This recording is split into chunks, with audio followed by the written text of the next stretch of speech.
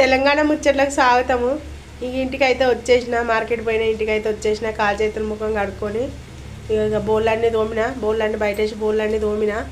ఇక తోమి ఇక పొద్దునకి టమాటా తొక్క అయితే నూరుతానా, చూపిస్తా. టమాటా తొక్క అయితే పచ్చిమిరపకాయలు టమాటాలు అయితే గోలిచి పచ్చడి అయితే వేస్తానా. ఎందుకంటే పొద్దుగాలనే బాక్సులు ఉంటాయి, బాక్సులు పెట్టి పంపించాలి. 5 గంటలకే మార్కెట్ పోతా కదా.